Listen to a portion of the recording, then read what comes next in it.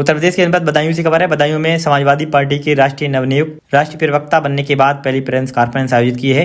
उन्होंने इस press conference के माध्यम से समाजवादी पार्टी की रीति और नीति के बारे में बताया। उन्होंने कहा कि समाजवादी पार्टी हमेशा से दलित और पिछड़ों के हक के लिए लड़ती है और आवाज़ उठाती आ रही है। समाजवादी पार्टी के राष्ट्रीय प्रवक्ता राकेश प्रजापति ने ईवीएम पर भी सवाल उठाए हैं। उन्होंने कहा, जिस तरह बिहार की जनता और चैनल रुझान दिखा रहे थे और रिजल्ट आने के बाद वहाँ की जनता खुश नहीं है। उन्होंने इस दौरान भाजपा पर तीव्र आलोचना की है। आइए देखें इस प्रेस कॉन्फ्रेंस की कुछ झलक। सरकारें बदली लेकिन हालात नहीं बदले। बदायूं में भी देखा जा सकता है जितने बड़े लीडर हैं उनके क्षेत्र में उतनी ही डीएपी खाद की समस्या है। इस पर आज तक कोई पार्टी किसानों का भला क्यों नहीं कर पाई?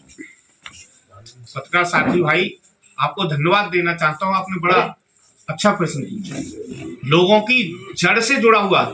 आपने हिंदू मुसलमान का प्रश्न नहीं पूछा, आपने मंदिर मस्जिद का प्रश्न नहीं पूछा, क्योंकि वर्तमान में तो मीडिया केवल ये बात करती है। मैं खुद बता रहा हूँ, मैं इतना बड़ा पार्टी का प्रवक्ता होते हुए मुझे डीएपी ब्लैक में लेना पड़ा था, क्योंकि मिल ही नहीं रहा है। किसान परेशान है, यूरिया नहीं मिल रहा, डीएपी नहीं मिल रहा है। काहे की सरकार हम किस लिए चुनते हैं? सरकार इसलिए चुनते हैं लोगों की, आम जनता की, आम किसान की परेशानियां दूर हों।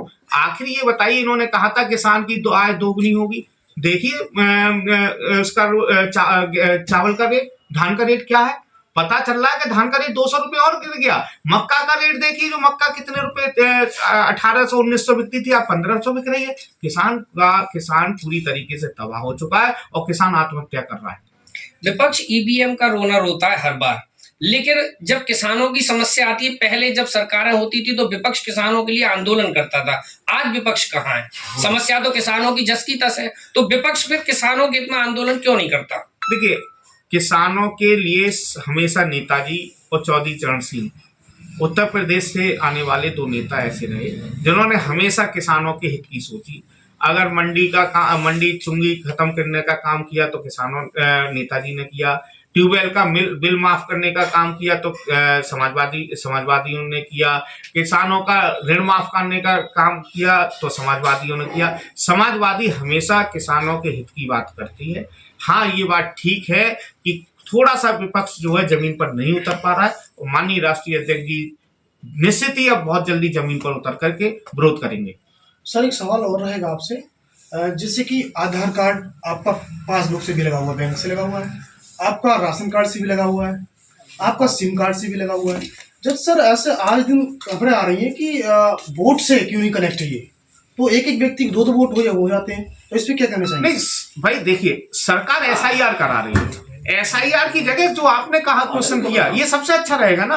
आप एक तरफ तो आधार कार्ड, पहले जब माननीय मोदी जी थे, जब इसी आधार कार्ड को लागू करने की बात चल रही थी तो विरोध करते थे। चलिए ठीक है, आज आपने आधार कार्ड मैंडेटरी कर दिया हर चीजों में, और आपने आधार कार्ड को लिंक भी कर दिया, तो सीधा सा आपकी बात बिल्कुल ठीक है। हम तो कह रहे हैं वोटर आईडी से सीधे लिंक कर दीजिए, फर्जीवाड़ा अपने आप ही रुक जाएगा।